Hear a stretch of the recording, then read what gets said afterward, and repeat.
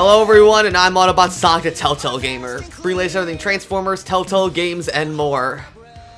I can't believe I'm saying it, guys, but this is it. This is the final time I'll be saying Happy EarthSpark Day, everybody. Because today, December 5th, 2025, marks the release of the series finale of Transformers EarthSpark with Season 4, the final season. The last two episodes are now available as special extra-length movies, with Episode 1, Hometown Heroes, being 2 episodes put together, and in the finale, Episode 2, The Legacy of Hope, being 3 episodes long. So overall, you can look at Season 4 as a 5-episode season.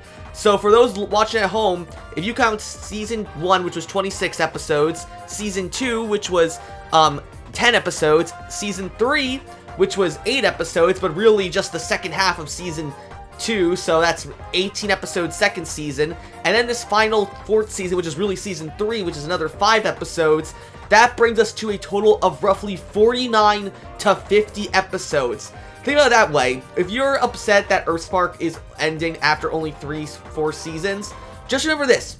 EarthSpark had at least 8 more episodes than Transformers Animated, and only 15 less than Transformers Prime. That, to me, makes me very, very happy that EarthSpark, throughout, despite the troubles it went through for so long, it managed to have quite a decent impact in episode number with the Transformers franchise. And in my mind, these episodes, while having their problems occasionally, I do think serve as a very, very fitting conclusion to EarthSpark. And we're gonna start covering this finale with the first episode, which is episode 1 of season 4, Hometown Heroes parts 1 and 2. So, for those of you who don't know, this is really cool because Hometown Heroes was actually the original name for Transformers EarthSpark back when it was still being worked on in the early 2020s.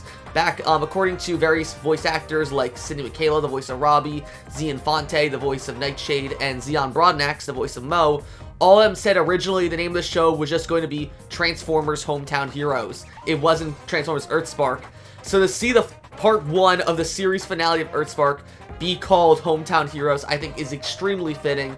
And while I definitely think this is the weaker of the 2 finale movies, I do still really, really enjoy what we get in this episode. So if you're excited as I am to cover part 1 of the EarthSpark series finale, be sure to like, comment, and of course subscribe. Let's go ahead and jump right into it with part 1 of Hometown Heroes. Part 1 of Hometown Heroes starts off with just a average day in the life of Robby, apparently, since the events of Season 3. So it basically starts with Robby getting to school in a very epic way, with him surfing on the streets of Witwicky with his cyber shield and literally hitching a ride on the back of Hashtag, where she's in her alt mode, towing him along with like a tow cable, and he's off like doing a bunch of stunts. Kind of dangerous ones, as a matter of fact, where we see him nearly like jump over like this little girl and I think her mother that like are on a on a thing, and makes her drop her balloon, go up into the sky, but then Robby manages to catch the balloon and give it back to her before it flies away. But as that's happening though, Robby then slides through like what looks to be some sort of like a bunch of like food trucks going together, and I love this little like cross a little like cameo here, where as Robby is sliding through the stands of all these food trucks and food carts, you can actually see a woman walking a Molebot from Season 3, Episode 2, Attack of the Drive-In movie, but it's all dressed up like to look like a dog. So, if you remember from the end of the episode where it seemed like one of the Molebots actually got away and didn't go back into the movie, it seems kind of cute that one of those Molebots ended up being adopted by this woman. It's a small little throwaway gag, but I think it's cute in my opinion.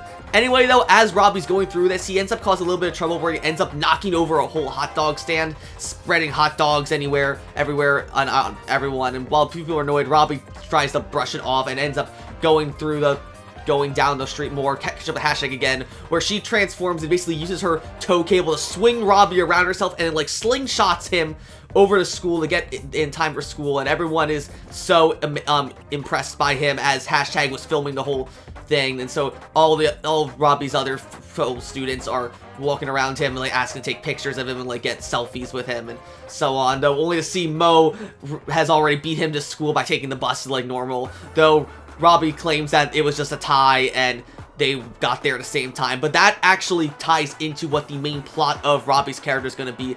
And it's interesting to see just how far Robby has come since we saw him is like just this guy who didn't feel like he belonged in Witwicky back in Season 1, going to a full-blown hero celebrity figure almost. Though, as we'll see, he's kind of letting this go a bit to his head as the episode plays on, which we'll cover right now with the main plot of this episode. We go into two plots here, one involving Robby and Mo, involving what they're going through, another one involving Twitch and Thrash. But for now, I'm going to focus on Robby and Mo's plot because we get introduced to two characters that are absolutely amazing. As we see Robby and Mo head into class for the day, we see outside of the school are a older teenage girl and boy outside in front of like a yellow and blue sports car where the girl is checking her phone. And as soon as you look on the phone, you might notice a familiar face on the phone. And yes, your eyes not deceive you. That is in fact Agent Croft on this girl's phone. So I'm not going to go ahead and beat around the bush at this point. And so as we learn from the boy with her at this point, we learn that the girl that is on this phone with this boy, her name is Olive, and she is Agent Croft's daughter.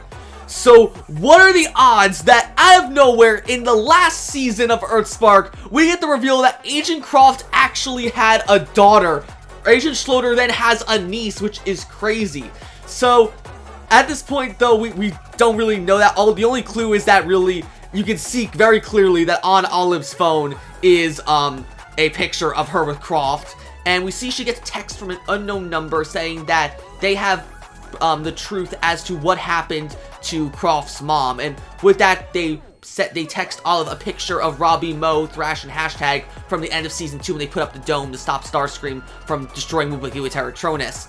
And at this point, Olive seems actually shocked that the Maltos had to do with it, but they seem to be actually makes more sense because even Hogi has a vendetta, presumably, against Robby. And this next scene, honestly, is so good, but also very shockingly scary, shockingly, realistic, in my opinion.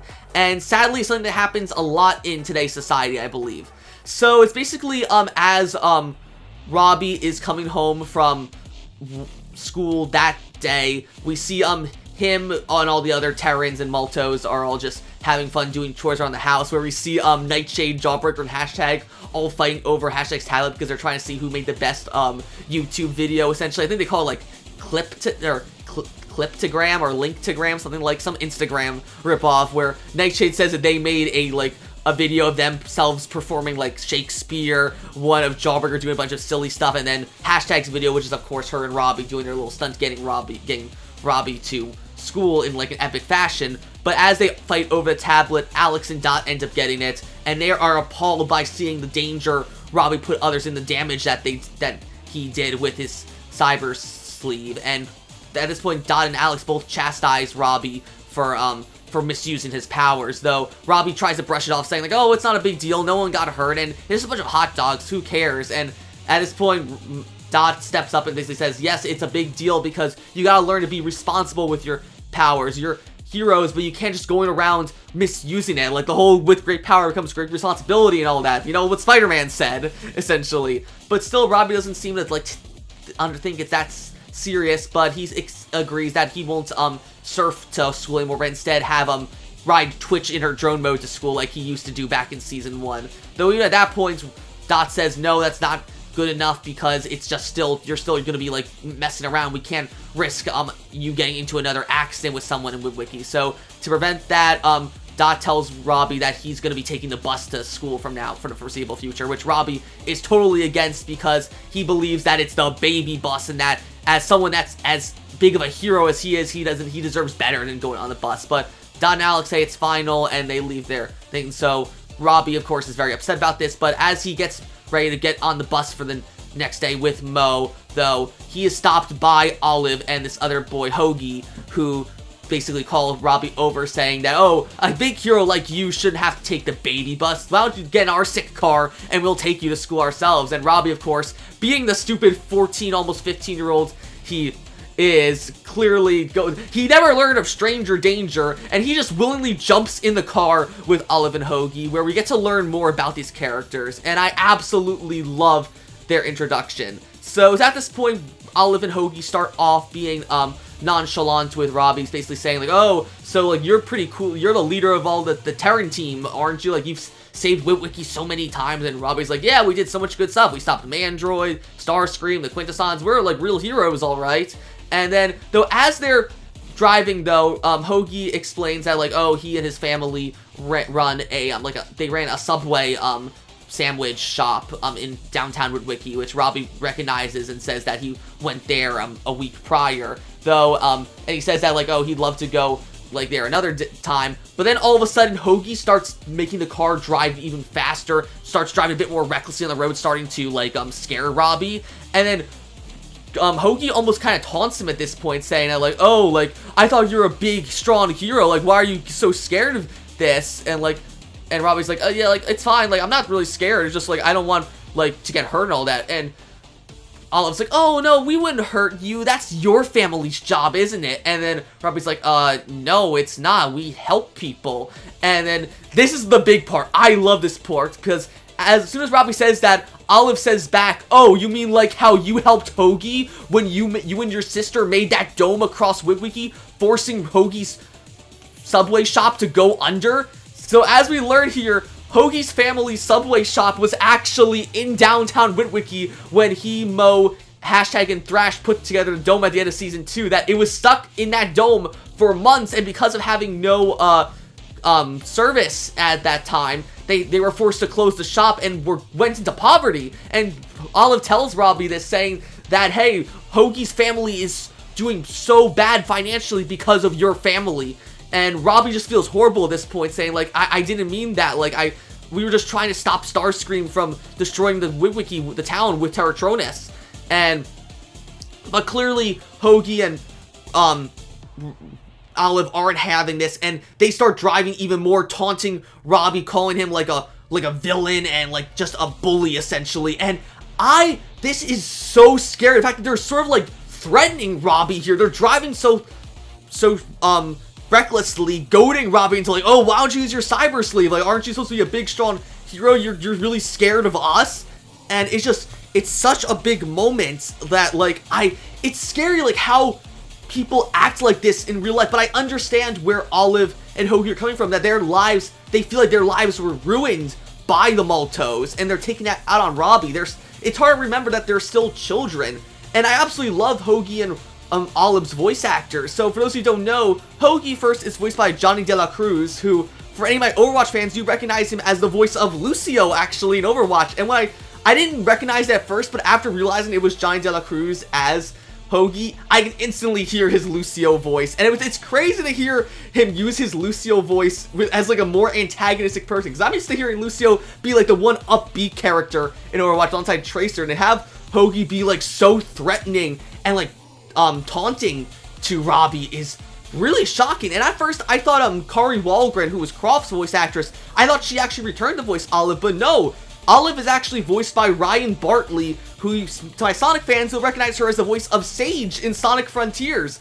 And again, I absolutely love her performance as Sage in Sonic Frontiers. Sage is one of my favorite characters in the Sonic franchise. So to have her come over now, we now have 2 Sonic voice actors, technically 3 with Troy Baker, who was Espio for a few years, but we have Roger Craig Smith playing Breakdown, of course, as he's the voice of Sonic, and now we have Sage's voice actress as Olive, which is really cool to see.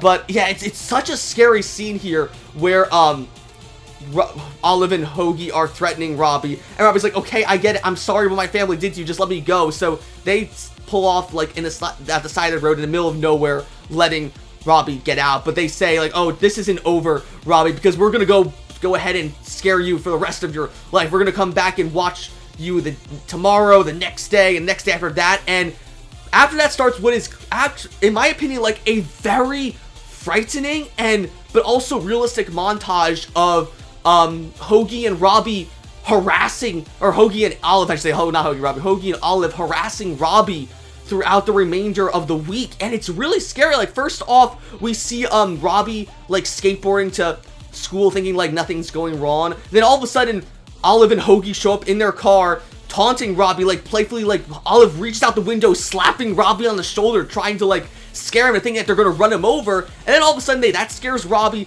to fall down, nearly hit his head on the ground, on the road. Thankfully, he's wearing a helmet, but he hits his head on the road, falls off his skateboard, and then Hogi and Olive run over his skateboard, breaking it. Then after that, it gets even worse, where Robby's clearly much more nervous now. He decides to take the bus to school this time, though he's sitting in the back, and he looks behind him, and he sees Olive and Hogi still following him in their car, taunting him the entire time. And that scares Robby even more, where we get to the final part of this montage, where we see Olive and Hogi already standing in front of Witwicky, the Witwicky charter school at the start of the day, looking for Robby to harass him more, and we see Robby has to hide behind one of the teachers to just get past them into school. Like, it's such, in my opinion, a very realistic representation of, like, of harassment and even assault people go through. Me personally, I was actually victimized by victim harassment quite a few years ago on my commute to work. When I was taking a subway one day, I was harassed by someone who would just constantly antagonize me for about, like, 2 days on the train I took to work, that they saw me and just happened to, like, always tease me for, like, the clothing the uniform I had to wear for my job. I felt genuinely concerned for my life, which didn't help the fact, considering there were news reports in the train station I'd heard of people getting attacked, like, physically with weapons on the train. So I genuinely felt concerned for my life, and that's how I felt Robby felt in this scene. It's such a really good scene that shows how, like, far Olive and Hogi are willing to go just to ruin Robby's life, to make him pay for how he and the rest of his family presumably ruined their lives. It's such a good scene, in my opinion, that I really think shows it's such a strong, impactful introduction to these two brand new characters, and with they only have one episode to get to know them, it's a very strong introduction. Anyway, we're gonna take a little break from Robby's little tormented story with Olive and Hogi to catch up on what's happening with Twitch and Thrash, and this is actually a really cool thing that happens. So in this scene, we see what appears to be Twitch and Thrash cyber-synced together, running away from the Quintesson Judge's spaceship, as well as a bunch of other Quintesson, like, executioner ships that seemingly are back after they were seemingly destroyed at the end of Season 3 by Terratronus. Though, as they're running away, Twitch tries to stay in control of the situation, even though Thrash is clearly getting panicked. Though, even despite Twitch's best efforts, though, the Quintesson ship manages to end up hitting their cybersync form together in the exact same spot that Twitch and Thrash got hit in back in the Season 3 finale, where Twitch nearly died. However, this time, though, Twitch seems to be completely fine, though they do desync, but Twitch is completely fine, and is more so frustrated, managing to catch Thrash before he it seems like he's gonna hit the ground.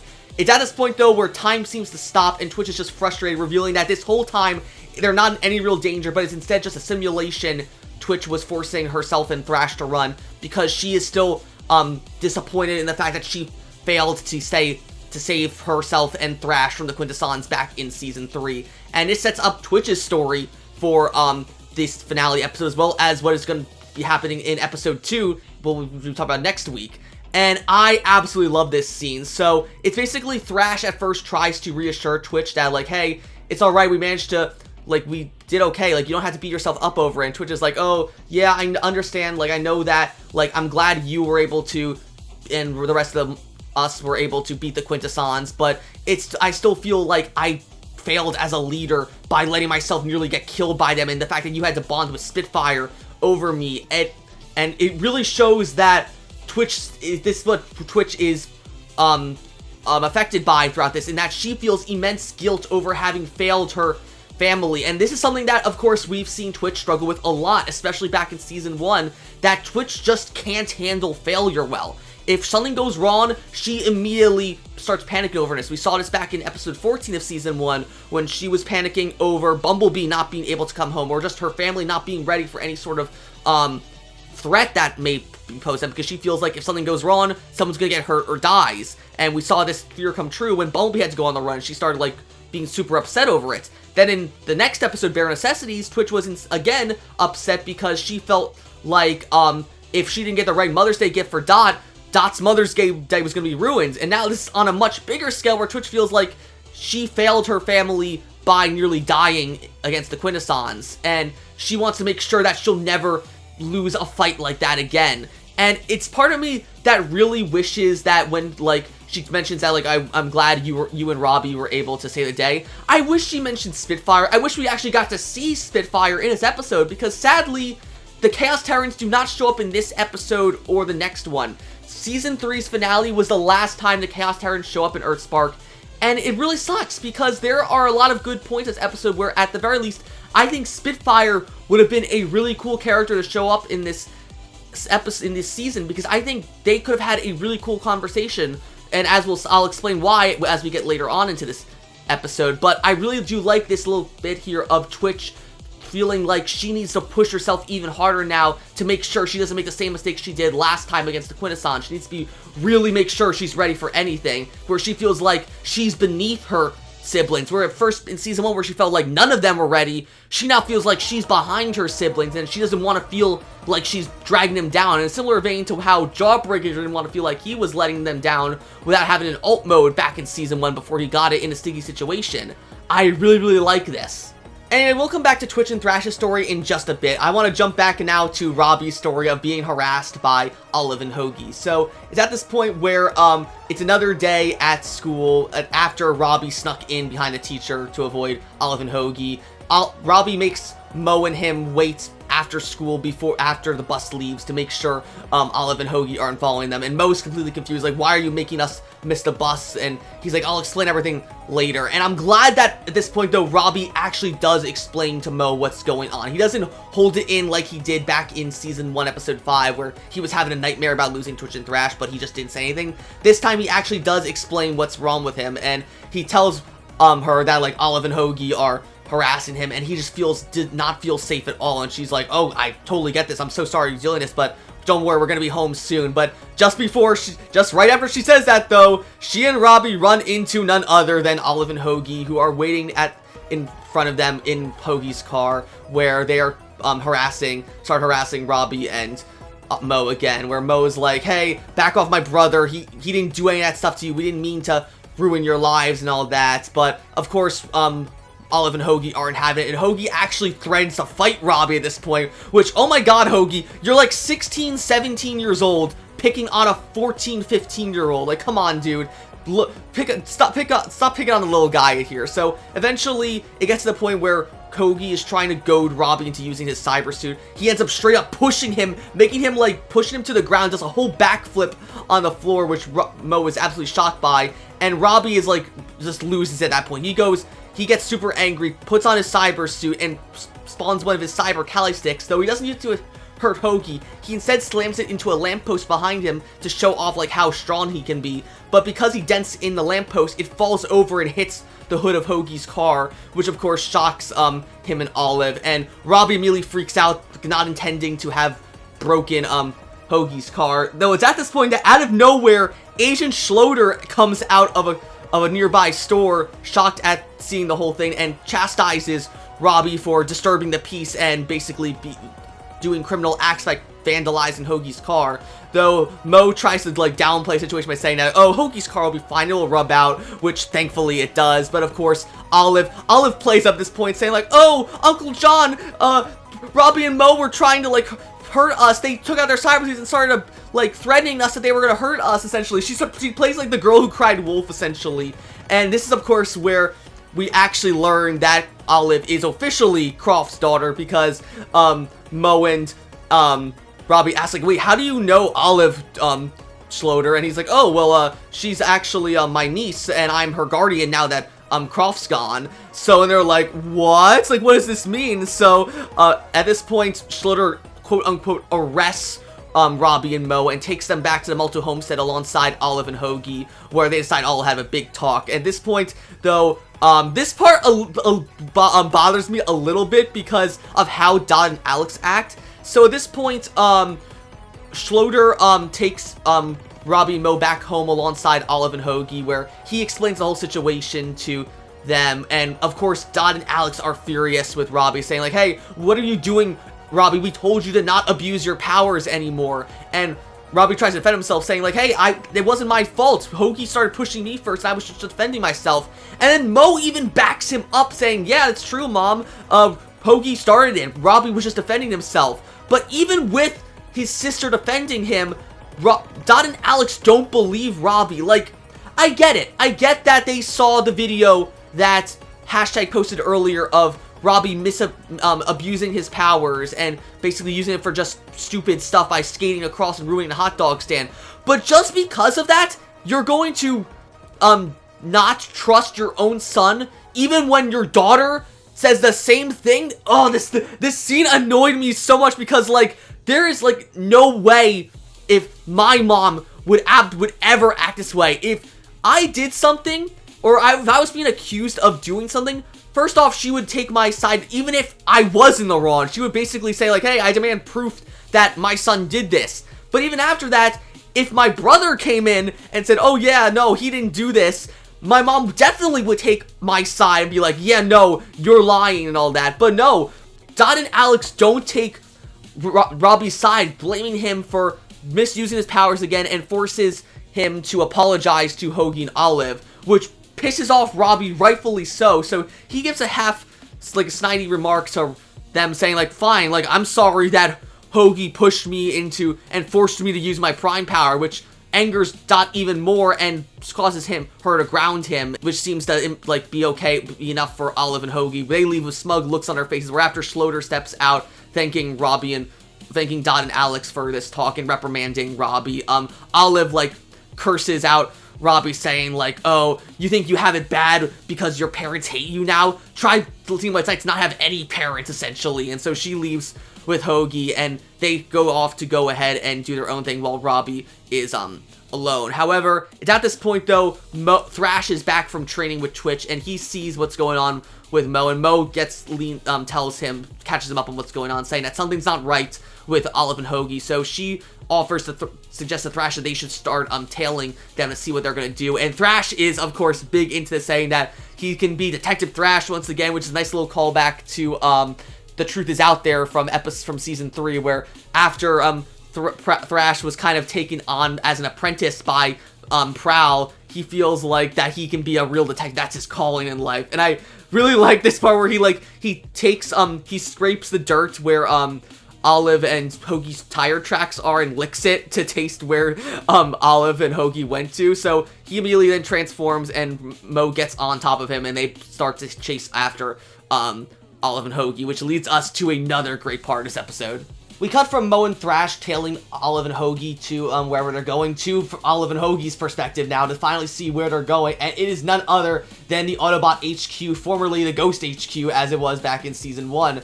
So as they arrive at the invisible door that all the Ghost agents used to get in and out of the Autobot base back in Season 1, we see Olive approach the holographic door with what appears to be Agent Croft's ID badge from Season 1, and Hogi asks what it is, and Olive explains that it is, in fact, Croft's ID badge from her time at Ghost, which she explains the mysterious contact that's texting her on her phone told her to bring. And she believes that it's her mom because this figure called Olive this old nickname that only Croft used to call her as a child.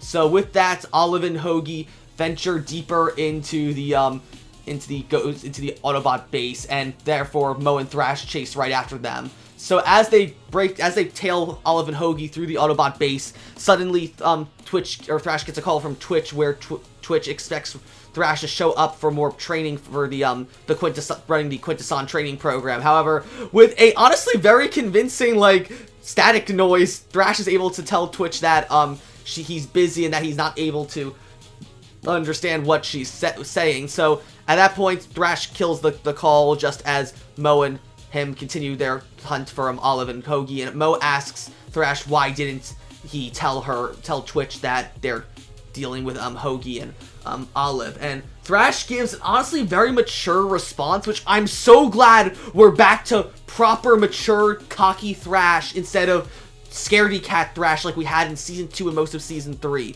Here Thrash explains to Mo that Twitch has been under a lot of stress trying to make sure that she's not a failure, as she's more of a failure than she's felt like the past few days since the events of Season 3, as Thrash tells Mo here, and he believes that he's been doing the right thing by taking some of the load off of Twitch as leader of the Terrans by doing some own tasks on his own without telling her. Therefore, Twitch has less stuff to worry about and therefore freak out even more as a result. And this, while I definitely think Thrash's heart is in the right place here, he's doing the right thing by what he believes to be is taking away some of the stress from Twitch and just having her focus on her training while he and Mo go deal with Olive and Hogi.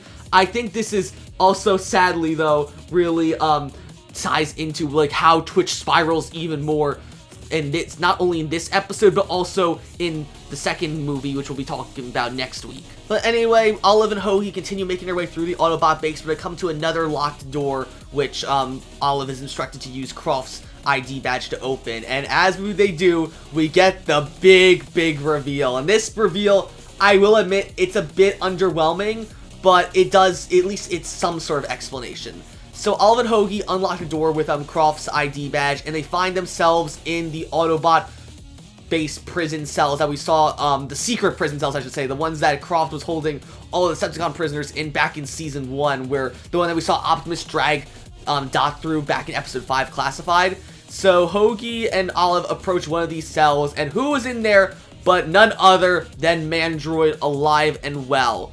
Now, here's where I get I'll have a problem with this. So, Mandroid introduces himself to Olive and Hogi as Dr. Meridian, saying that he was a work partner of Agent Croft, and that he was the one who reached out to Olive, texting her through her phone. And at this point, Olive feels a little hurt that Mandroid is not Croft, but asks him if he knows where her mom is. And Mandroid lies to her, saying that he does, that, it was the Maltos' fault, that they put her on Cybertron a few years ago and he shows this by uploading a video to Olive's phone where it's basically spliced up footage of Robby and Nightshade activating the space bridge all the way back in episode 23 of Season 1, Stowed Stowaways, mixed in with stuff from the Battle of Witwicky where Croft was near the space bridge where it seemed like she was going to attack Mandroid, but he puts it together in such a way to make it look like Croft was being pushed into the space bridge by the Maltos, and he says that, yeah, your mom's on Cybertron, but if you let me out, I can help you free her. So, Hogi is a bit alarmed by this, and rightfully so, considering that, the two of them are talking to a dude's talking head inside this giant bubble of energon. Though, Olive is too far gone, she just wants to get her mom back more than anything, still believing she might actually still be alive. So she believes Mandroid and uses the ID card to free him without a second thought. So that leads to Mandroid walking past Olive and Hogi and using his new arachnamech body to unlock Starscream's cell, who's just across the hall from him, playing like making a house of cards. And all of a sudden, Mandroid jumps onto Starscream's chest, taking control of his body and enacting his new big scheme. And that leads us into the next part, where I think Thrash and Mo are chasing after Olive and Hogi still, and when they get suddenly interrupted by Mandroid attacking them in Starscream's body. And I do like this one part where Mo and Thrash should say aren't sure what to call this combined Mandroid possessing Starscream's body with it's where he's got Mandroid is on like attached to Starscream's chest, but he's also got one of Mandroid's mind control chips on his forehead as well. Thrash can't debate whether or not he should call him Star Droid or Manscream. I personally like Star Droid more, but all the Terrans and Maltos end up interchangeably calling him Star Droid and Manscream throughout this episode. So after that, Mandroid announces that he is going to finally get his revenge on all of the Terrans and starts attacking them, as well as #Nightshade, Jawbreaker, and Twitch, who are also there and who are drawn by all the commotion caused by them. So at this point, Olive and Hogi make themselves known as well, swearing to the Terrans that they're gonna get what's coming to them for ruining their lives. So with that, Mandroid takes Olive and Hogi and they head out of the Autobot base together. This is where I have a problem though, because no point in this episode at all are the Terrans like surprised to see Mandroid alive, because as far as we knew back in Season 1 at the very end of EarthSpark, it was implied that Mandroid died when he activated his space bridge weapon that killed all the Transformers on Earth. But here, it seems as like though none of them are surprised. Why though? So I guess this season is retconning that Mandroid died in Season 1, so that instead of Mandroid dying at the end of Season 1, he was just imprisoned the whole time, and just, I guess, all the Terrans knew he was in jail the whole time. They just never said anything. It just feels weird, especially considering the EarthSpark Expedition video game, which came out in between Seasons 1 and 2. That game is all about basically saying that, oh, the main antagonist is an AI copy of Mandroid that Mandroid made of himself right before the Season 1 finale in case he died. And it said that, oh yeah, Mandroid died at the end of Season 1, and now you're fighting like an AI copy of him. But this just says, no, Mandroid didn't die, he was just put in jail after the events of Season 1. And the fact that none of the Terrans are at all surprised that Mandroid's alive, that really bothers me. In my opinion, it cheapens the ending of Season 1, where I really thought Mandroid was dead, and just to retcon that by saying, oh no, he wasn't dead, all the Terrans just imprisoned him at the end of Season 1, they just didn't say anything throughout the events of Season 2 and 3, it really bothers me, and that's one of the big cons I have this episode. But again, like, it's just because I didn't like how they hand-waved Mandroid's return. I think it's cool to see Mandroid again. I think Diedrich Bader is great to have him back as Mandroid, but I just think the reasoning for him coming back is kind of bad in my opinion. So with Mandroid taking away Olive and Hogi out of the Autobot base, Twitch and all the Terrans plus Mo chase after him, trying to stop him from whatever his plan is. And we see what appears to be Mandroid with Starscream's body, or I guess I'll call him Stardroid then. Stardroid is carrying what appears to be some sort of giant bomb, and he carries it, he flies over to the quarry that we've seen several times throughout EarthSpark over the past 3 seasons. He sets it down in the middle of the quarry where Stardroid claims to all the Terrans that the bomb will destroy a fault line that will level the entire Autobot base. So after setting the bomb down, which will explode in 10 minutes, all the Terrans immediately start to fight Stardroid, trying to defeat him and then defuse the bomb at the same time. Little do they know, though, that this is actually a diversion for what Mandroid's true plan is. But right now, though, I want to focus on this little fight between all the Terrans and Mo versus Stardroid, because honestly, I think this scene, as well as the final climax of this episode, it really shows just how far 88 Pictures animation has come since they started working on EarthSpark with Season 2. Now, I know we all like to clown on EarthSpark Season 2 for its rather poor animation, and as we saw from various 88 Picture animators who mentioned that EarthSpark Season 2 was their first time working with these models, so of course they're not going to understand it that well. You can clearly tell, though, with the fights choreography in this episode and the next one we'll be covering next week, with the Hometown Heroes fights, 88 Pictures definitely upped their game with the camera work and all the fighting. It's so good in this episode. I genuinely thought for a few times when I was watching these episodes that I was watching a Season 1 episode again. It was that good. Sadly, though, none of the storyboard artists from Seasons 1 through 3 return. No one like Kevin Molina Ortiz, Josh McKenzie, or Eric Meister, Stephanie Wrestler, none of them sadly returned for Season 4, but all the various storyboard artists that did work on these 2 episodes did an amazing job, and I think they should definitely be as proud as all the Season 1 through 3 storyboard artists for their work on this. We get some really cool shots, like we have Jawbreaker headbutting Stardroid in the chest, trying to knock Mandroid off of Starscream's body. We even see Nightshade using the little razor blades on their wings to shoot it at Starscream's head. So with one of them cutting actually the mind control chip in half, but it's still attached to Starscream's head. But considering it's cut in half, it's now weak enough for Starscream to briefly break free of his control from Mandroid, where he pleads with the Terrans to save him from Mandroid, though quickly Mandroid retakes control of Starscream's body, saying that it's too late, that he's gonna reenact his plan to wipe out all Cybertronians again, as he did back in Season 1. As the fight continues, we cut back to Robby actually just studying homework back at his home when he senses the danger Mo and the rest of his siblings are going through his cyber sleeve. He realizes they're all in trouble and tries to run out to go and help them, claiming to Don Alex that they need his help, but they stress to him that, oh no, they'll be fine, they can handle whatever it is. If they do really need help, they would call us by now. And that actually ties into what happens next, where clearly, though, contrary to what Dot says to Robby here, the Terrans are actually struggling against the combined might of Mandroid and Starscream together, where they're not getting their ass handed to them by Stardroid, but they're definitely not beating him up either. The Star Droid does a good job of, like, actually beating up Twitch quite a bit, where, Jawbreaker and Hashtag are getting concerned that they're not really doing a lot, but Twitch claims that she has a plan in mind to, take out Star Droid, so she tells Jawbreaker to distract Star Droid by leading him over to one of the corners of the quarry. And we get to see a really cool new ability that Jawbreaker has, and that is on his hips in his Dinobot alt mode. He actually has 2 missile chambers that he uses to shoot missiles at Star Droid to, like, go to taunt him and get his attention.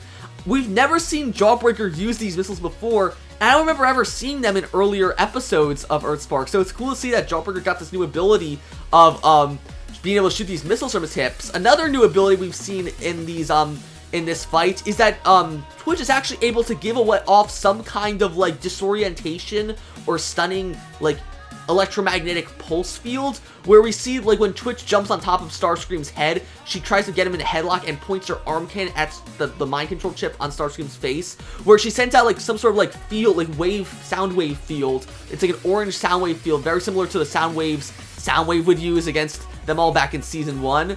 She's used it to try and, like, force the mind control chip off of Starscream's head, but despite her best efforts, it's no use. So she goes with Plan B, which is to have Jawbreaker lead Star Droid under a bunch of rocks, and she uses her swords to, like, cause a rock slide that's going to crush Mandroid. It also almost crushes, Jawbreaker too, but thankfully Nightshade manages to dive in and save him just before it can crush either of them, though Star Droid chases after them and the rocks end up crushing them, stunning him briefly. Though it's at this point, even though Jawbreaker and Nightshade are okay, Thrash chastises Twitch, saying that, like, why did she do that, because she could have gotten Jawbreaker really hurt. Twitch, though, counters that by saying that, hey, this is our only way we can take down Mandroid, I need you guys to trust me, though clearly no one really does. Thrash is concerned for Twitch, even Nightshade, Jawbreaker, and Hashtag are as well, where they all say, like, hey, we should really call Optimus and Megatron, we can't do this by ourselves, there's no problem with that. Though Twitch is dead set on proving to her siblings that she can do this, that she can actually win a fight. She outright says to them all, like, no, if Optimus and Megatron were here, they would have won this fight already. I gotta prove that I'm not gonna lose 2 fights in a row. She doesn't want a repeat of nearly getting killed by the Quintessons judge back in Season 3. And I love that reinforcement of Twitch's perfection syndrome shining in a much more dangerous way here, where we see it actually affecting her and her family in a do-or-die situation. She just wants so badly not to lose this fight that she's willing to put her siblings' lives at risk for it. Granted, this is very irresponsible on Twitch's part, but I think it's a very fitting flaw for her, and I'm proud of the 2 writers for this episode, which these 2 episodes were actually written by Ian Bush and Dale Malinowski, who, of course, wrote a lot of EarthSpark throughout the years, including the House Rules episode in Season 1. Ian Bush was the head writer for Seasons 2 and 3 as well, writing episodes 2 of Seasons 2 and 3 as well. Greg Wiseman, though, this is his first time ever doing a script for EarthSpark with these 2 finale episodes in Season 4, and he does a great job with it as well. These are some of the strongest writing we've had since Season 1, in my opinion, and I love it. As Star Droid is digging himself out of the rubble to continue the fight with all of the Terrans and Mo, we then cut back to the giant space bridge tower that Mandroid tried to use to wipe out all Cybertronians at the end of Season 1, where we see Olive and Hogi climbing this giant tower next to the space bridge to get to the top of it, where it's incomplete. And so when they get to the top, Olive gets a call from Mandroid, where he tells her to basically pour this vial of what seems to be some sort of, like, volatile energon onto the space bridge, and when she does so, it actually completes the unfinished space bridge with, like, this giant crystalline structure in the second half of the space bridge, and then afterwards, using Croft's ID card that she kept on her, reactivates the space bridge, and that sets Mandroid's true plan to motion. So when Mandroid sees that the space bridge is done, he leaves the Maltos, claiming that he's won now and that he's going to kick his goal into effect, which is to wipe out all Cybertronians, not just on Earth, but on Cybertron as well. And that is when he suddenly releases a whole army of Arachnimechs from underground, heading straight towards the space bridge tower to try and invade Cybertron with the Arachnimechs. So basically, Android is trying to do what Croft was trying to do with Ghost all the way back in Season 1, but with all these Arachnimechs instead of a bunch of Goids in the US Army. I think it's a kind of a step down from Mandroid, because considering, like, there's no way he could know that all of the Autobots are still alive on Cybertron, but maybe he overheard it from, like, Prowl or someone, considering he's been in the Decepticon base the whole time. Maybe Starscream blabbed about it when he was in prison.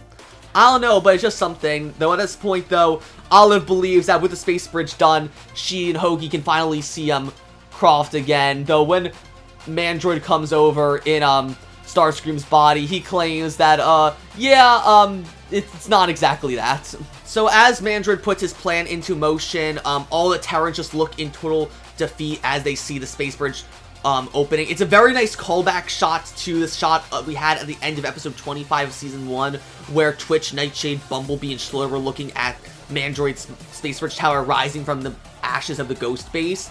It's not the exact same shot, but it's a very similar shot to that. And they're all looking in disbelief, saying that they've got to stop Mandroid from invading Cybertron with his Arachnamech army. And so Thrash is like, okay, this is getting way out of hand now. We've got to call Optimus and Megatron help us out. And he's about to do it himself, but then that's when Twitch finally, like, admits defeat, saying, alright, fine, I'll go ahead and do it. And I love Catherine Kavari's take on voice as Twitch in this scene. She sounds just so defeated in this scene, where it really feels like all of her, like, all those internalized thoughts, like those worst fears about her, saying that, like, she doesn't want to, like, lose another fight. She doesn't want to be, like, a weak link. It feels like all of her insecurities about herself are, like, validated by this. That, like, yeah, like, I'm such a bad leader. I can't even win a fight against Mandroid. I nearly got killed fighting the Quintessons, and my family would have died if Spitfire wasn't there to cybersync with my brother. And now I couldn't even lead them to defeat Mandroid, and I nearly got got Jawbreaker Nightshade killed with a plan of mine that I had. It's so cool because the same thing kind of happened back in season 1, where Twitch thought she and Thrash could defeat Mandroid by themselves, and they nearly did, but because they didn't finish him off quick enough, Mandroid had enough time to activate his weapon and wipe out everyone. If it wasn't for Robby and Mo reviving everyone at the end, they would have probably all stayed dead. And so Twitch, I think, probably still has some trauma from that as well. But so it's really nice to see that that here. And again, Catherine Kavari did such a great job. I'll see if I can try to play a little clip of it right here. Twitch to Optimus. We need you back in Witwicky at once. Mandroid has opened the space bridge.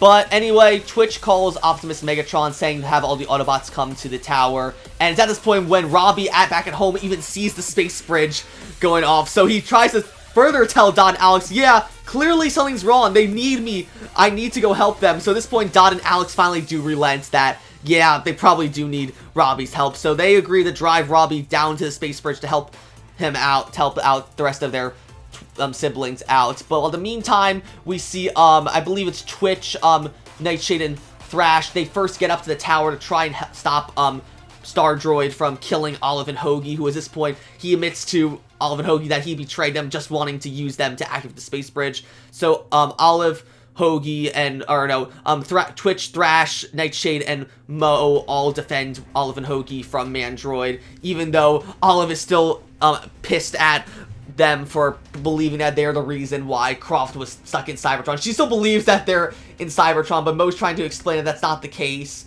Meanwhile, Optimus, Alita, Megatron, Prowl, and Bumblebee all show up with to help the Terrans defeat all the Arachnamechs that are coming in. Sadly, though, we don't see RC, Cosmos, Grimlock, or Terratronus in this episode. They're nowhere to be seen, and it really sucks because, again, as this being your big finale to EarthSpark, why do you not have every Autobot here? You managed to have everyone here for the Season 3 finale against the Quintessons, but not here for Mandroid sending all the Arachnamechs through Cybertron, which, of course, Optimus is in total awe seeing that the space bridge actually works now, because he's at first believing that, oh, we can finally go back to Cybertron now. Maybe, like, after so many years of being stuck on Earth, we can actually see our plan again and try to save it.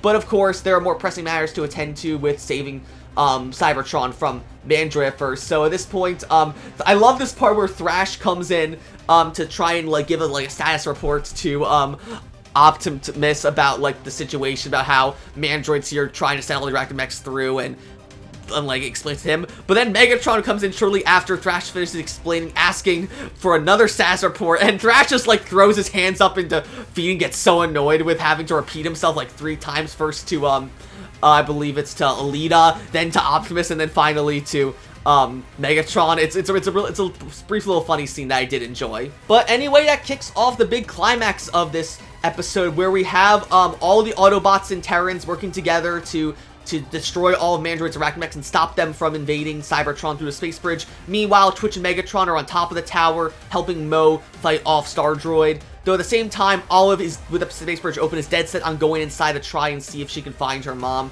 Hogi tries to stop her, but she believes that she's come too far now to quit on saving her mom. So as she's about to go in, though, we finally get the reveal I've been waiting for ever since he was announced to be in these specials with the trailer. And that, of course, is Hot Rod. Hot Rod comes out of the space bridge looking completely confused, though stops quite a few of the arachnomechs that are there. And at first, Olive is confused by who he is, and then Mo stops Olive, saying like, "Oh, I know you, you're Mr. Hot Rod, it's so nice to meet you." And then Hot Rod speaks, and I'm so excited to hear what he sounds like. Just Hot Rod is fine. Oh, that's the voice they went for with Hot Rod, huh? Hot Rod, not like an old man Rodimus Prime. That is Hot Rod's voice. Yeah, this is unfortunately the final con I have with EarthSpark Season 4, and that is sadly EarthSpark Hot Rod's voice. Now, this hurts me a lot because, as you know me, across the entirety of EarthSpark, Hot Rod / Rodimus was the one character I wanted to appear in EarthSpark among all others. I had this huge idea in my head of what I imagined EarthSpark Hot Rod, what his story would be like, and while I was okay with his story being different from what I imagined, I had a very clear idea of what I wanted his voice to be. And even though it didn't match it exactly, this to me, I feel like doesn't match what I think anyone wanted for Hot Rod's voice. And unfortunately, in case you didn't know, EarthSpark Hot Rod is not voiced by a new voice actor, but instead, once again, voiced by Eric Bauza, who of course voices Prowl already. However, his Hot Rod voice is very, very deep for some reason, like super deep. And it just feels so weird because, like, this is Hot Rod? You're making Hot Rod, like, the usual cocky, like, hotshot, Transformer, the one who's always, like, the rebel. He was, like, the prototype Thrash, essentially. And you're making him sound like this very gruff, like, hard-as-nails Autobot? That doesn't work for him. Like, I understand, like, here's the thing. If this was actually Rodimus instead, like a really, really old Rodimus, I think this would be a perfect fit for him. I think Eric Bauza's voice here that he's doing for Hot Rod would have been perfect for an older Rodimus, but just with Hot Rod, it doesn't fit him at all. He sounds way older than he should be, and I just don't think it fits him. Now, granted, Hot Rod's character I don't mind per se, but just Eric Bauza's performance as Hot Rod doesn't fit. And this isn't a slight against, I think, Eric Bauza does a bad job as Hot Rod. I just don't think he was the right person to voice Hot Rod. They could have gotten Travis Arts, who did him in Cyberverse. They could have even gotten someone like Troy Baker, who already voices Shockwave. I would have much preferred if he voiced Hot Rod, because when I read the IW comics, I imagined him having been voiced by Troy Baker. I think he would have been a great Hot Rod, or maybe even Nolan North. I think his smokescreen voice would have been perfect for Hot Rod as well, but no, we got Eric Bauza as Hot Rod doing this very deep voice. It's almost reminiscent of his Tiger Claw voice from the 2012 Ninja Turtles series. It sounds like that, but it's just, that's my last comment with this. It's really disappointing that Hot Rod's voice just doesn't match his character design, in my opinion.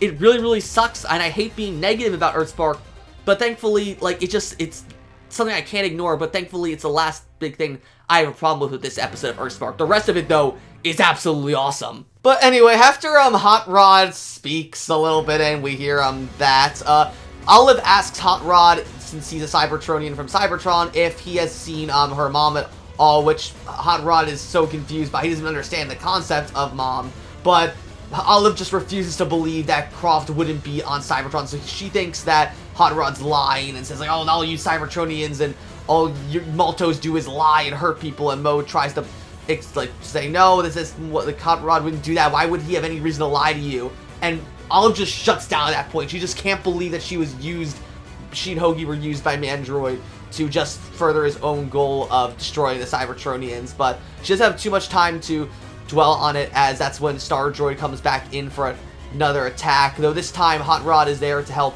out against them. So at this point, Mo and Olive make up, where Olive just completely realizes that she's been duped by Stardroid, though after a brief hug from Mo and Hogi, Olive and Hogi hide away while Mo and Hot Rod decide to deal with the Arachnamech. So at this point, Thrash tells Optimus more about what's going on with Stardroid. So at this point, Optimus decides to take control of, like, fighting all the Arachnamechs. He breaks out his turret in his trailer, starts using it to battle all the Arachnamechs on the tower as they climb the top. It really feels like you're playing if you ever played the arcade game Time Crisis, right? I think Time Crisis 4 was the one where they had all the different bug enemies you had to shoot that were constantly attacking you. It feels like that, honestly, and I really, really like that. But anyway, as this is going on, and Optimus and all the other Terrans and Autobots are battling the Arachnamechs, while Megatron and Twitch battle Stardroid, we see when Megatron and Twitch are battling Stardroid, occasionally Starscream does break free from Megatron's command. I do like this one part where Starscream breaks free briefly and pleads with Megatron to save him. He has this really funny line where he's like, "Oh, Megatron, please help me. I'm a second in command of my own body," which I think is really funny, but after that, there's an equally funny line where Megatron and Twitch are together, and Megatron vows that he will free Starscream even if it means destroying him and ripping him into pieces. So, and then right after that, Twitch asks for clarification on Starscream, where she's like, "Oh, Megatron, you were joking when you said you would destroy Starscream if it meant free him, right?" And he says, mostly. It's because it's nice to know that Megatron still has that animosity towards Starscream that we saw him have all the way back in Season 1, because that sort of justified why Megatron hated Starscream from the beginning. He knew that Starscream was not to be trusted, and why he went against him so quickly when he defected to the Autobots, which I really like. However, not everything's perfect, though, as when Megatron goes to shoot a few missiles at Stardroid manages to swat them away like nothing, ending up causing them to fly all the way over to a highway that Robby, Dot, and Alex are driving on with a bunch of other civilians, and even Schloeder is there as well, probably going after Olive and Hogi, and it destroys the road in front of them, where one old lady is already falling from the highway, but Robby manages to save her by using one of his cyber jumper cables to grab onto the car and gently lift it down, which I'm surprised Robby, a 14-year-old boy, can lift a whole station wagon by himself. I guess you could argue that the cyber suit gives him more strength, but still, that's just a crazy feat of strength for Robby in his regard. At this point, though, Robby tries to justify or say to Dot and Alex that, like, "Oh, see, I can be responsible for my powers by saving this old lady." And she's like, "Yeah, true, but you also still, that doesn't completely excuse what you did earlier today." So Robby understands that, but they're all continuing their way to the tower with Schloeder this time hitching a ride with Robby and Alex and Dot as well. After that, we get to really the end of this whole fight with all the Terrans battling the Arachnamechs, and then Megatron and Twitch battling Stardroid. So we cut to one last shot of Mo and Hot Rod battling a bunch of Arachnamechs at the top of the Space Bridge Tower, where Hot Rod seems to be almost impressed by Mo fighting skills and asks, like, oh, how she's able to keep up with him in terms of combat, and she explains that, oh, it's mostly because of this cyber sleeve. It was a gift given to me and my brother by Quintus Prime. And then for a split second, you can see like Hot Rod almost seems intrigued by that fact that she mentions Quintus Prime, and even after that he asks further, where Hot Rod says, oh, so in a way you could say that the cyber sleeves are essentially the Ember Stone. And she's like, yeah, I guess you could. They're kind of our prime power, essentially. And that gives us our brief little tease as to what Hot Rod is going to do at the very end of this episode. But it's more so just focused on still Mo and Hot Rod defeating all the last few Arachnamechs while protecting Olive and Hogi in the process. And then we cut back to Megatron and Stardroid battling each other with Twitch kind of in the back, where Megatron seems to be on even footing with Stardroid, but at the same time he is getting Stardroid's getting the upper hand on a bit. So Twitch, of course, always wanting to prove herself to show that she's not a failure, believes that she needs to throw herself into the fight to try and save Megatron. So at this point, she goes to try and save him, fighting Stardroid in the process. However, not before Stardroid manages to put Twitch in a chokehold and put a gun to her head, threatening Megatron that he'll kill her and she'll be the first Cybertronian to die in this new conquest and taking over Cybertron. However, of course, Megatron's having none of that, and with one last charge, rushes at Starscream, ripping Mandroid's head right out of his chest. He literally pulls him right out of the little arachnamech body he's in, so he's just left in a giant pink bubble, and therefore ends Mandroid once and for all, while also freeing Starscream from his body. I shouldn't say once and for all because he doesn't kill Mandroid. So ends him as in regards to ends his whole plan, where Mandroid's just a floating head now, so he really can't do anything. So with that, Starscream falls unconscious now that he's been freed from Mandroid, and Megatron goes to arrest Mandroid. However, at the same time, Twitch is once again feeling like a failure because she nearly got herself killed trying to save Megatron in the process. And I really like the conversation Megatron and Twitch have with each other after this, where Twitch feels bad about failing once again today with for the third time. So there's this one last little conversation Twitch and Megatron have with each other after Megatron rips Mandroid out of Starscream's body, where she solemnly thanks Megatron for saving her life, still clearly upset that she failed once again. Though Megatron picks up immediately on this, trying to reassure her by saying, hey, don't worry about it, I was here to save you this time. I know one day in the future you'll do the same for me. It's a very small throwaway line that you could just chalk up to just Megatron trying to make Twitch feel better, saying that hey, you're not a failure, Twitch, you'll get your chance to save me one day.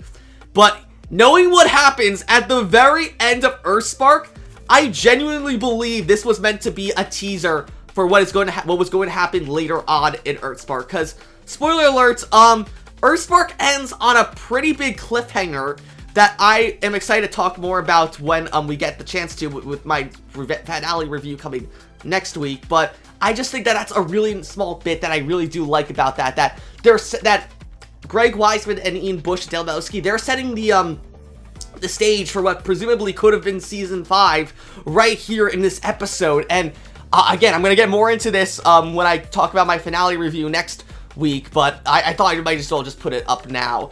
So after that, it cuts to the bottom of the tower, where after Thrash crushes the last arachnamech, Hashtag puts together a little video live stream where she celebrates their victory over Mandroid with Wheeljack, Prowl, Optimus, Nightshade, and Bumblebee and Alita. And then at the same point, Twitch comes down finally to try and celebrate, but just as she does, that's when she hears Optimus go and praise, of all people, Thrash for leading the ground assault to destroy all the arachnamechs, saying that, oh, we could have done this without you, Thrash, you did a great job here. And Thrash is clearly flustered by this, having no idea what to do after receiving such praise from Optimus, because usually it's always been Twitch the one who gets praised by Optimus and Megatron. She's the leader of the Terrans who always knows what to do, but to have her darkest moment here, essentially, where she's not exactly sure what to do. She's feeling like a failure and at rock bottom, and now Thrash, he at first tried to take the stress off of Twitch by taking on more of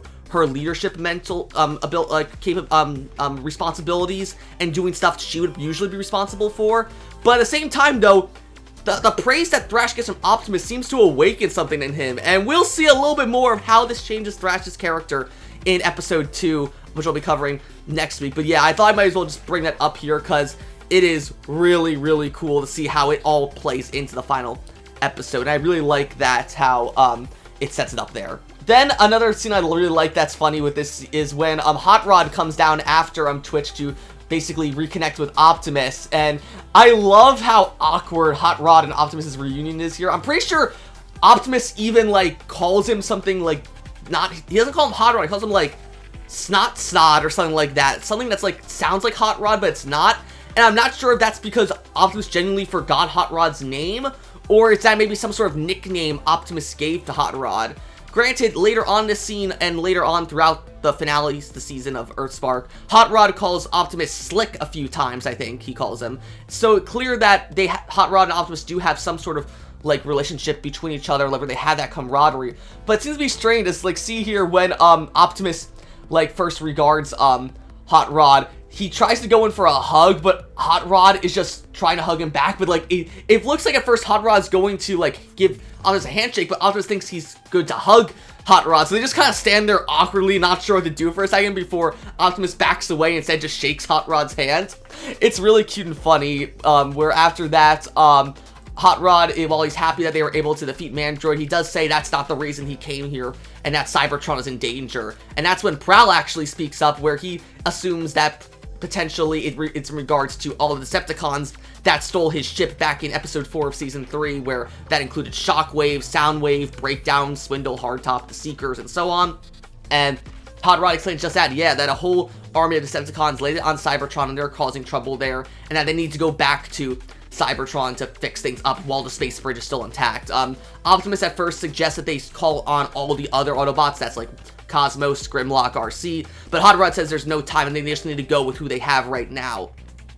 So it's at this point where Jawbreaker and Alex are really excited to go to Cybertron, where they want to, Jawbreaker especially because he wants to know about his ancestors, like, heritage and their home world, while Alex, of course, being the Transformers lore nerd that he is, he really wants to learn more, like, go see Cybertron in person, really, and that he's excited to do that. However, Dot says that, yeah, right now, it's just too dangerous to go when they haven't even seen that Cybertron is safe yet. So at this point, Optimus orders Bumblebee to stay as a guard for the space bridge and have him and the other Autobots and Terrans take turns doing shifts on the space bridge, protecting it from anyone, while he, Alita, and Prowl go with Hot Rod through the space bridge to see what's going on Cybertron.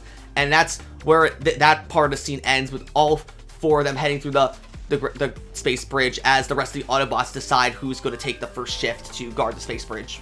Once Optimus and the other Autobots enter through the space bridge, Bumblebee asks if any of the other Terrans or Maltos want to be the first one to guard the space bridge while they wait for Optimus to come back, starting with Twitch. Though, after having failed so much throughout this whole episode, this is really Twitch, like, sort of self-sabotaging herself, where she feels like she doesn't deserve to do that and she doesn't want to humiliate herself by failing more. So when she's asked to do it by Bumblebee, she's like, actually, I'd rather not, because we as in, like, all the other Terrans too, have been just training so much, and I think I'm too tired to take care of the space bridge right now.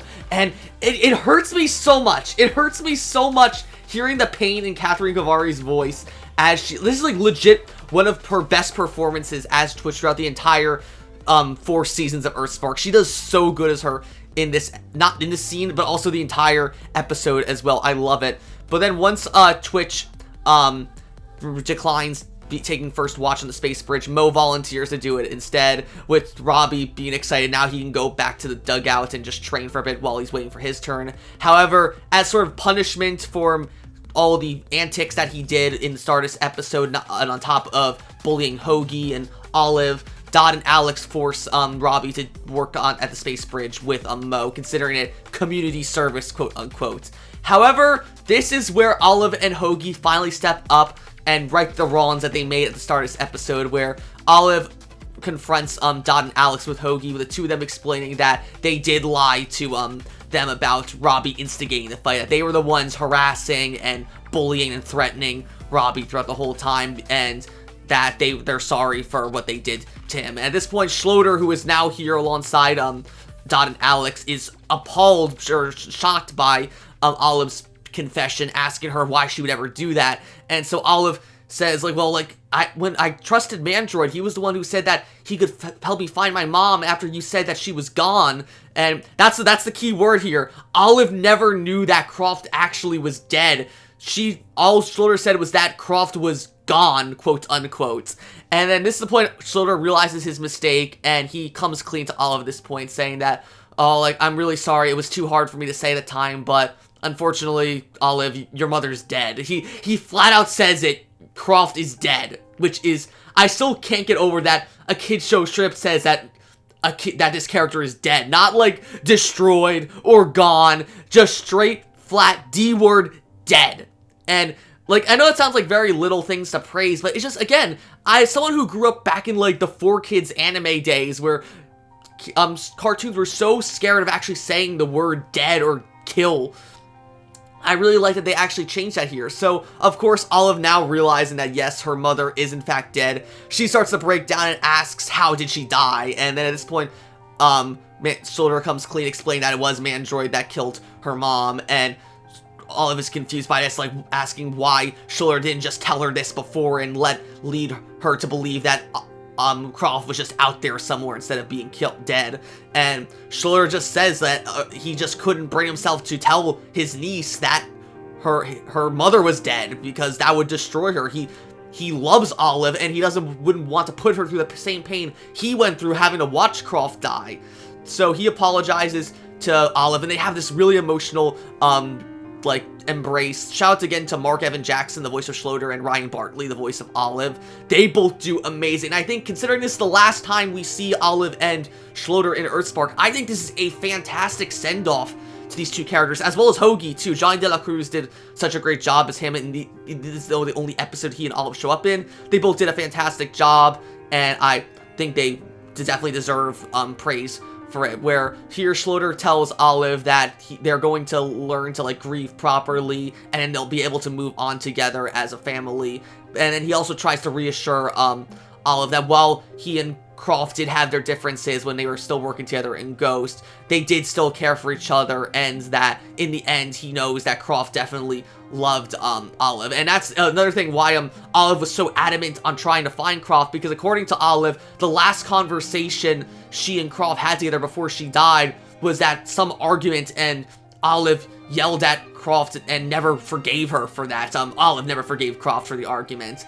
And this is something I could sadly relate to as well, and it really hit hard for me, because I'm not trying to dump and vent too much here, but when my father passed away roughly 2 years ago around this time, literally a month before he died, we had an argument about something as well, and I was very angry with him. I didn't, at the time, was ready to forgive him, and just the day he passed away, I was ready to talk to him and say, hey, I forgive you for this, and I never got that chance because my mom had let me know that he had died that day. So I really resonated with Olive in that regards, that not feeling like so guilty that you never got to make up with your loved one before they died. And you have that guilt thinking that they died, thinking that you hated them. That's what I struggled with for a lot the first few months after my dad passed away, that I felt horrible thinking that my father died, thinking that I hated him, which I absolutely did not.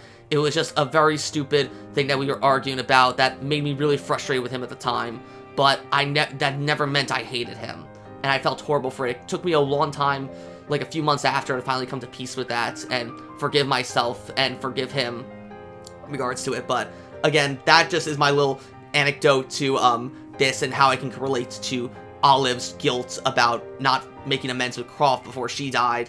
And again, once again, a perfect finale to Schloeder, Olive, and Hogi's characters. They were Olive and Hogi were great additions to the EarthSpark lore, and if we were to get Season 5, I would have loved to see more of them, see Olive interact with her. I wish we could have maybe gotten some flashbacks even to, like, before or during Season 1, maybe have, like, Croft interacting with Olive. But regardless, though, I'm so happy with what we got, and I loved their characters so much. So with that out of the way, the episode kind of dies down, and like we get like a few little closing scenes to sort of wrap up all the tying loose ends with this episode, where we start off with first off with Robby and Mo agreeing to be the first party to look after the space bridge while Hot Rod and Optimus's groups waits to return back from Cybertron.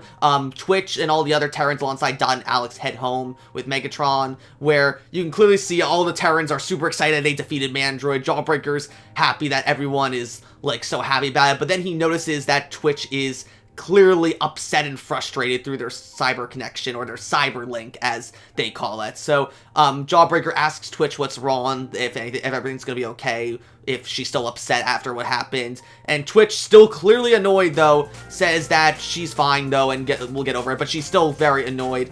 And the coolest thing though, it's a little very minor detail, but as Twitch says, oh, like, I'm fine, I'll get over it, she flies out of the camera shot, but then the camera pans down a bit to show Thrash in his alt mode. It doesn't even like zoom in on him, we don't hear any noise from Thrash, we just focus on him for like a split second, and that shows you that Twitch is jealous of Thrash. She is so jealous of the fact that he got praise from Optimus, that he seems to be more well revered as a leader than she is by him, when she was the leader for the past 3 seasons. She feels inferior to him, and part of that is why I feel like I really wish Spitfire was in this episode, because I would have loved to see Twitch connect with Spitfire on them both feeling inferior to others, with Spitfire, of course, wanting to prove herself better than Twitch.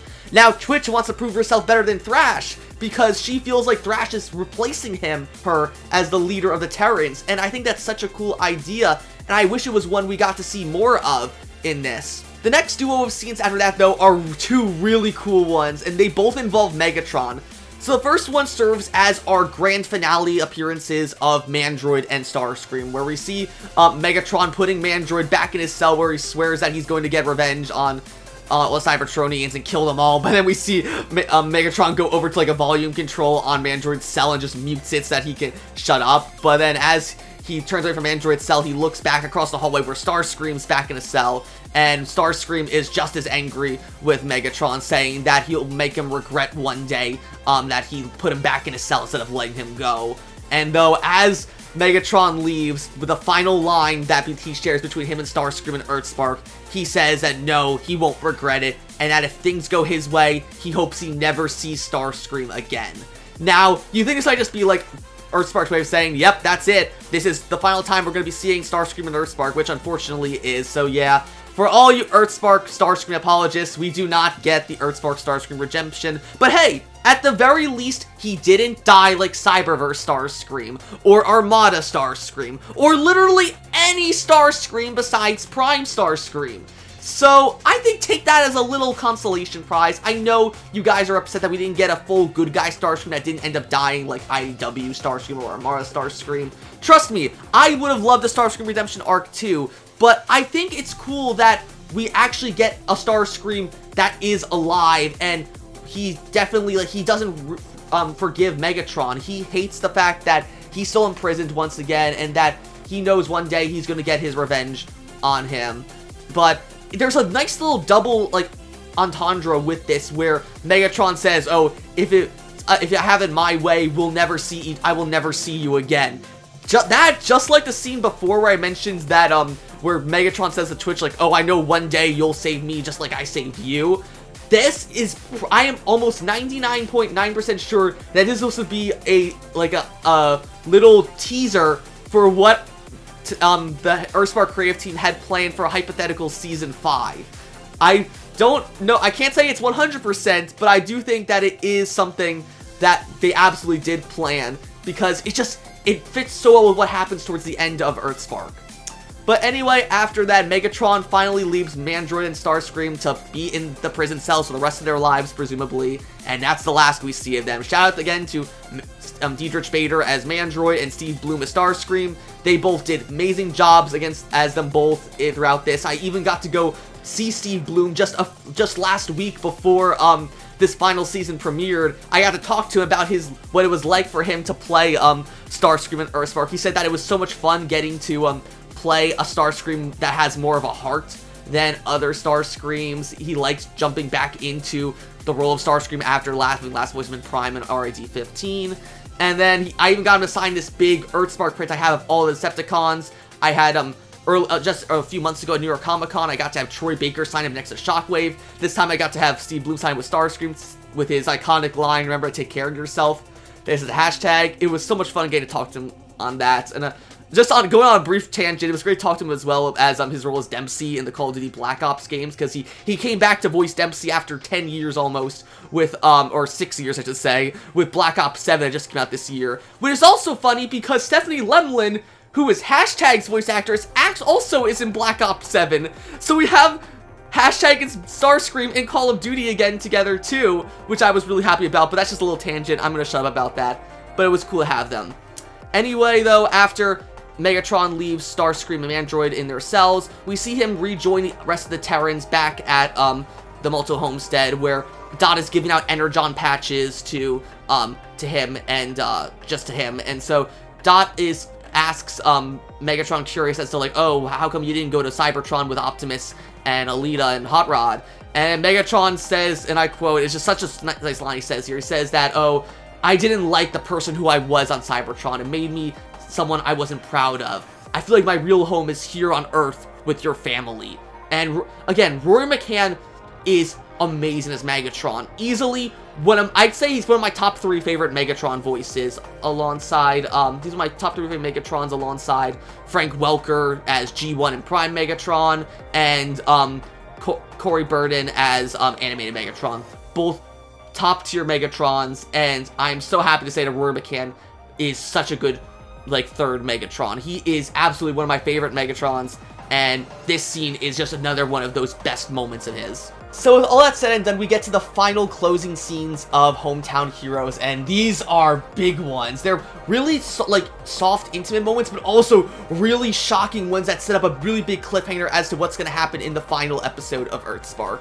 So it starts off here with Robby and Mo sitting on the edge of the space bridge, just watching it as it's active behind them. And the two of them are just talking, like, trying to waste time, and Robby talks to Mo about how after everything he's been through with this episode in regards to being grounded for misusing his prime powers, almost hurting Hogi and Olive when they tried to bully him, and then so much other stuff, he decides that, yeah, maybe I can cut back on using my prime power just a little bit. But then he says, but you know, Mo, I really feel like who am I though without these powers? I really feel like that these powers make me who I am, that I'm special because of these powers, that if I didn't have this sleeve and I didn't have this cyber link with you and the rest of the Terrans, I'd be no one. I'm gonna try to play this clip right here with Sydney Michaela and Xeon Broadnax as Robby and Mo, because I think it's a really, really strong scene. Also, it's, again, a great demonstration of how much Xeon Broadnax has matured over the past 5 years of voicing Mo, where literally, I think I mentioned this earlier in the episode, but literally she was around 6 or 7 when she started voicing Mo. Now she's about 11 or 12 by the time they recorded 2 quarterfinal lines here in 2025, because I think they started recording season 1 in 2020, and it's just so good. It's just, I feel like they're the only thing that makes me different, or special. Well, are we special because we have powers, or do we have powers because we're special?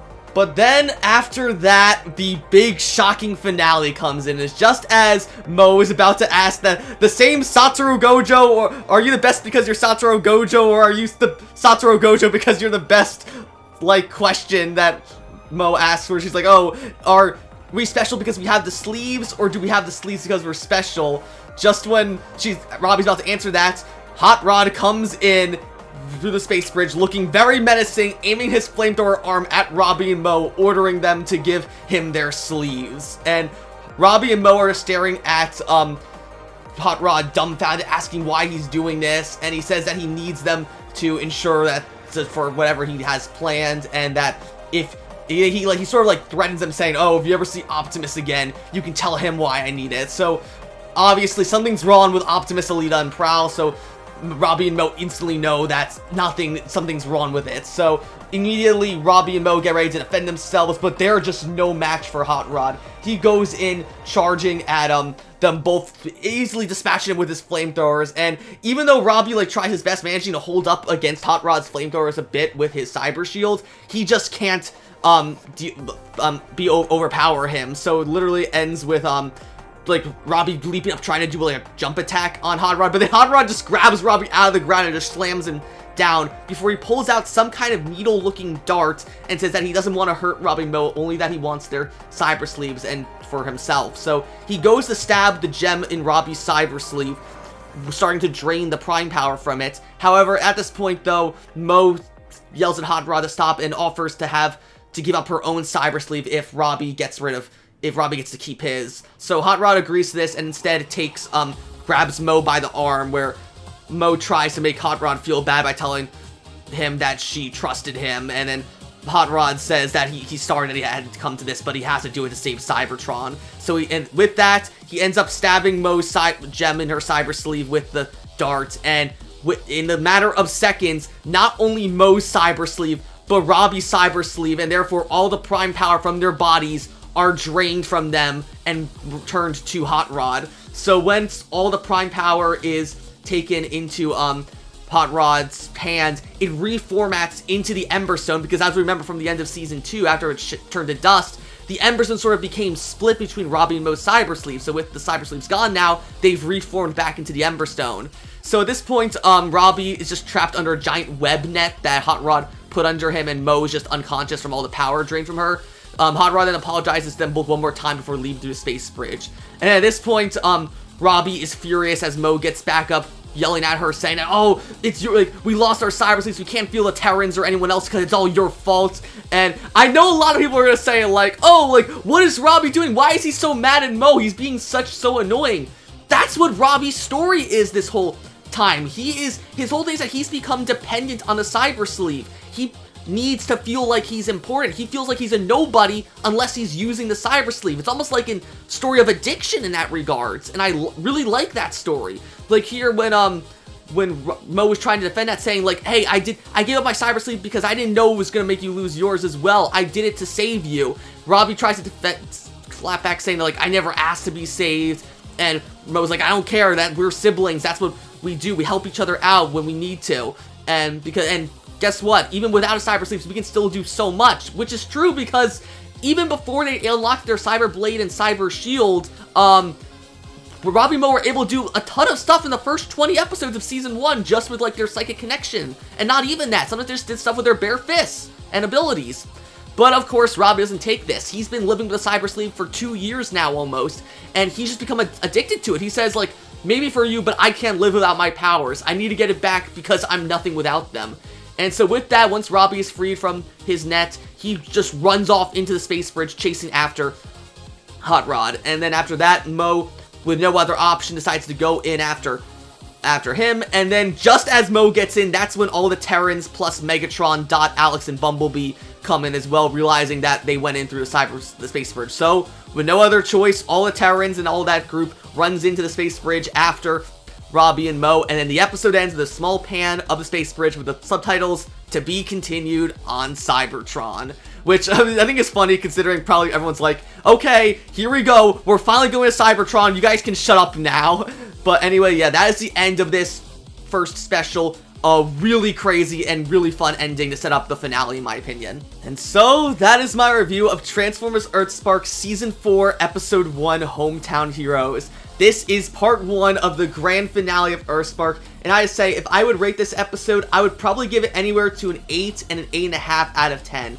It's so great after nearly over a year to see the EarthSpark world once again, seeing brand new characters that are really cool, like Olive, Hogi, Hot Rod is great too. Hot Rod, though, his voice does not fit his character at all, I think, unfortunately. That's one con I have. Another one is the lack of the Chaos Terrans, no Spitfire, Aftermath, or Terratronus, no Grimlock, RC, or Cosmos. Other than that, I think some of the whole lack of redemption for Starscream is disappointing as well. But other than that, the choreography where all the Terrans and Autobots are battling Mandroid and his Arachnamech is really good. The twist ending with Hot Rod capturing Robby and Mo's cyber sleeves is really cool. And I just love Robby, Twitch, Thrash, and Megatron's characters in this. Twitch learning to, like, struggling to have overcome her perfection syndrome and feeling like she's a failure to the rest of her siblings. Thrash stepping up to be a co-lead of the Terrans, maybe even overshadowing Twitch as the new leader of the Terrans. Then Megatron learning to not be defined by his past and come to respect his present as the leader of as a member of the Maltos family on Earth. And then, of course, Robby's journey about how he's addicted to his cyber sleeve powers and that he's trying to learn how to live without them, which we'll see a lot more of in this final episode. And yeah, that's it. It's so gonna make another EarthSpark videos, but I'm sad because we're almost done. Thank you so much for watching this review, and I'll be back next week with the series finale review of EarthSpark with Season 4, Episode 2, Legacy of Hope. If you're excited as I am to see what I think of EarthSpark's grand finale, be sure to like, comment, and of course subscribe, and I will see you guys later.